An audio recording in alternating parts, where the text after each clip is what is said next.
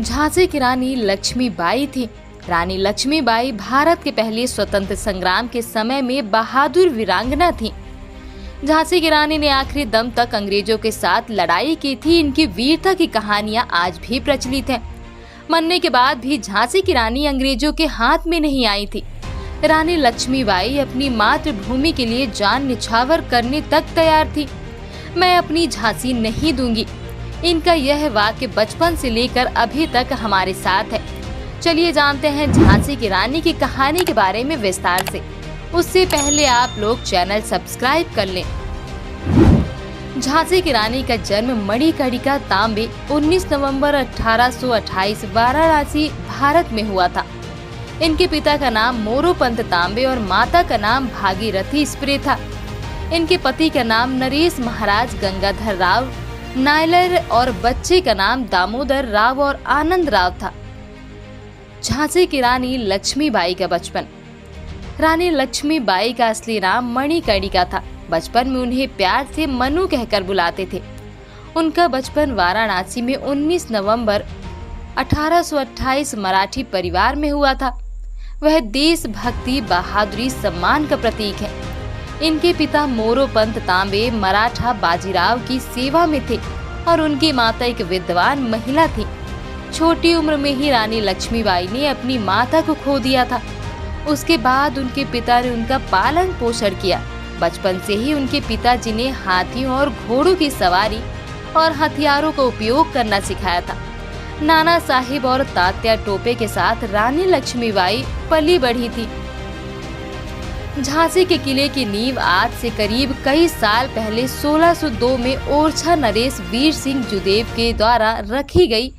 आपको बता दें कि ओरछा मध्य प्रदेश में एक कस्बा झांसी से 18 किलोमीटर की दूरी पर स्थित है।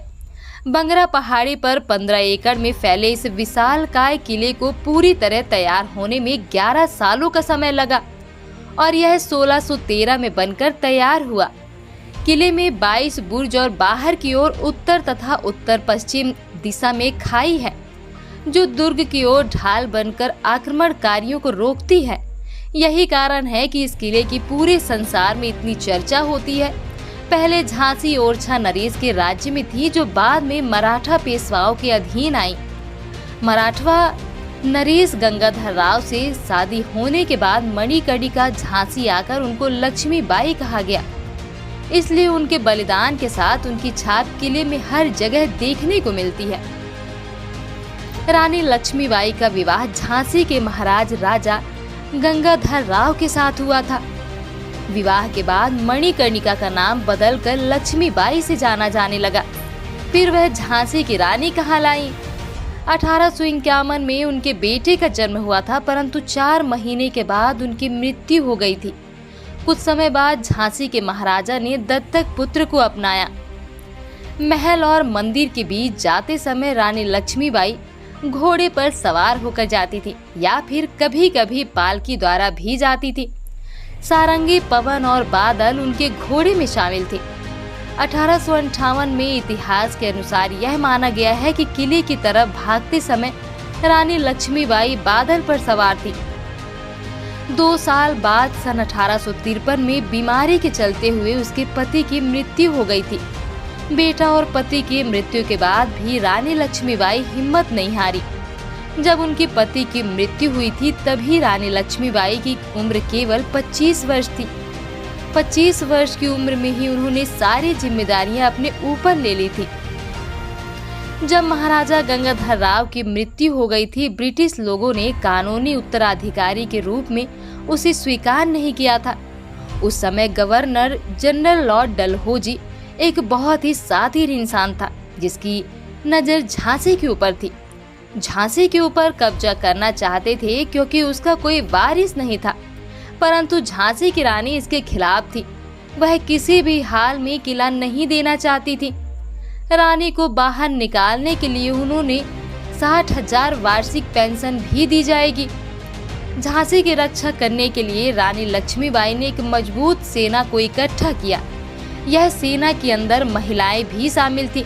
कुल 14,000 विद्रोह को इकट्ठा किया और सेना बनाई थी। 23 मार्च 1858 को झांसी की लड़ाई शुरू हो गई थी।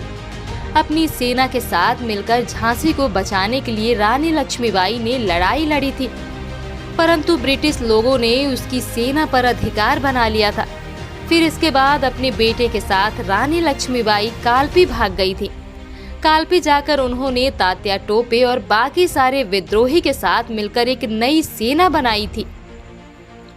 18 जून 1858 को ग्वालियर के पास कोटा की सराय में रानी लक्ष्मीबाई की मृत्यु हुई थी।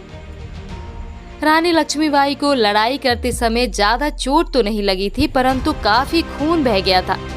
जब वह घोड़े पर सवार होकर गाड़ रही थी, तब एक बीच में झरना आई थी। रानी लक्ष्मीबाई को लगा अगर यह झरना पार कर ली तो कोई उसे पकड़ नहीं कर पाएगा, परंतु जब वह झरना के पास पहुंचे तभी उनका घोड़ा आगे जाने से मना कर दिया। तभी अचानक पीछे से रानी लक्ष्मीबाई के कमर पर तेजी से राइफल से वार हुआ, जिसके कारण काफी ज्यादा खून निकलने लगा। खून को रोकने के लिए जैसे ही वह अपनी कमर पर हाथ लगाने गई, तभी अचानक उनके हाथ से तलवार नीचे गिर गई। फिर वापस अचानक से एक अंग्रेजी सैनिक ने उनके सिर पर तेजी से वार किया, जिसके कारण उनका सर फूट गया। फिर वह घोड़े पर से नीचे गिर गए। कुछ समय बाद एक सैनिक रानी लक्ष्मीबाई को पास वाले मंदिर में लेकर गया। तभी थोड़ी थोड़ी उनकी सांसें चल रही थी।